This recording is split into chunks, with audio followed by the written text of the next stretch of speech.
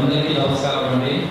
ఈరోజు బీసీ కుల సంఘాల ఐక్య వేదిక బీసీల అభ్యున్నతి కోసం, బీసీల రిజర్వేషన్ల కోసం, బీసీల ఆత్మ గౌరవం కోసం, బీసీల రాజ్యాధికారం కోసం గత 10 సంవత్సరాలుగా బీసీ కులాల ఐక్య వేదిక పనిచేస్తుంది. ఒక గొప్ప విషయమని, దాంట్లో ముఖ్యంగా రాష్ట్ర అధ్యక్షులకు నా ప్రత్యేక ధన్యవాదాలు మరియు వారి కమిటీ అందరికీ నా నిజంగా చేర్చుకోవాల్సిన ధన్యవాదాలు తెలియజేస్తా ఉన్నాను.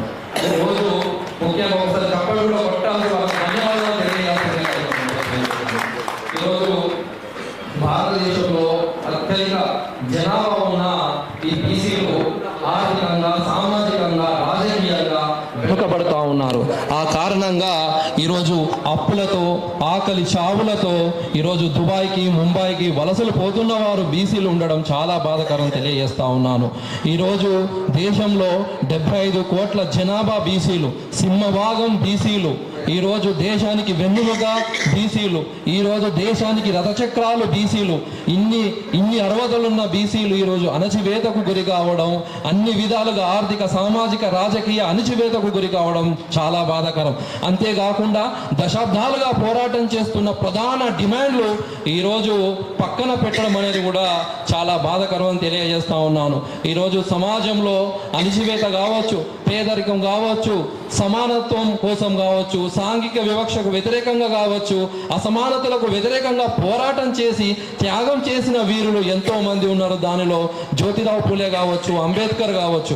వారిని ప్రేరణగా తీసుకొని, వారిని ఆదర్శంగా తీసుకొని, వారిని స్ఫూర్తిగా తీసుకొని మన హక్కులు సాధన కోసం, రాజ్యాధికారం కోసం, ఆత్మ గౌరవం కోసం మనందరం కలిసి కట్టుగా మన హక్కుల కోసం పోరాడాల్సిన సందర్భం వచ్చిందని, కులాలకు అతీతంగా బీసీలలో ఉన్న అన్ని కులాలను కలుపుకొని రాజ్యాధికారి దిశగా ముందుకు పోవాలని ఈరోజు తెలియజేస్తున్నాను. అంతేకాకుండా భారత రాజ్యాంగం తెలిపిన ప్రకారం ఎక్కడ సమాన అవకాశాలు ఉన్నాయి, ఎక్కడ సమాన వాటా ఉంది, ఎక్కడ సమాన భాగస్వామ్యం ఉంది, ఈరోజు బీసీలకు వస్తుందా అని ఒక్కసారి ఈరోజు నేను ప్రశ్నిస్తున్నాను.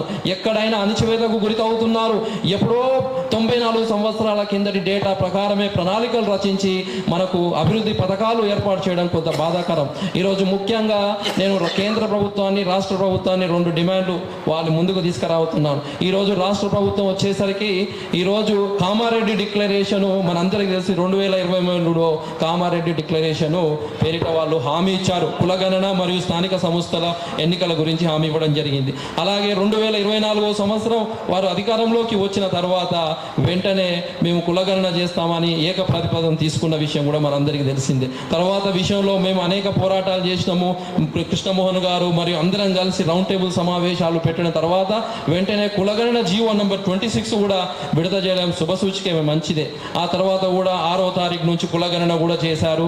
అంతేకాకుండా ప్రత్యేక డెడికేషన్ కమిషన్ ద్వారా కూడా చేయడం వల్ల దానికి చట్టబద్ధత వస్తుంది, చాలా సంతోషం.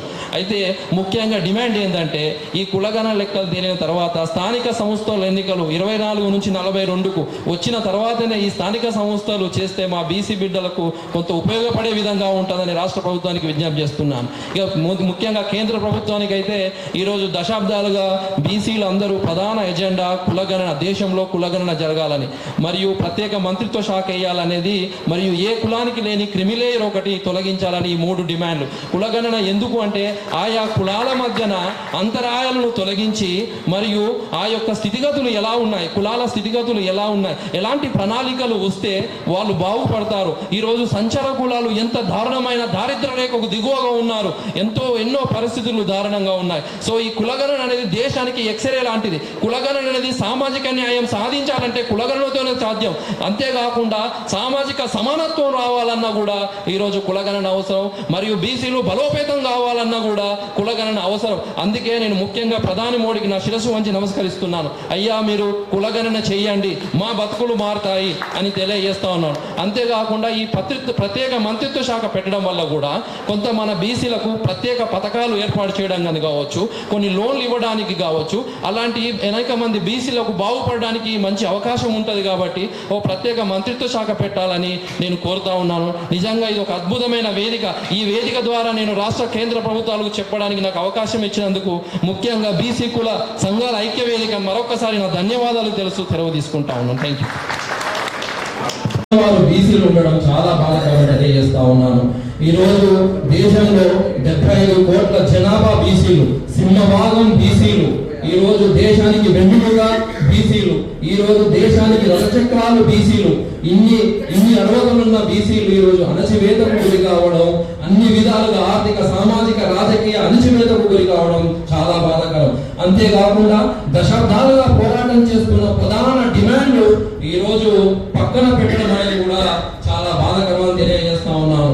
ఈరోజు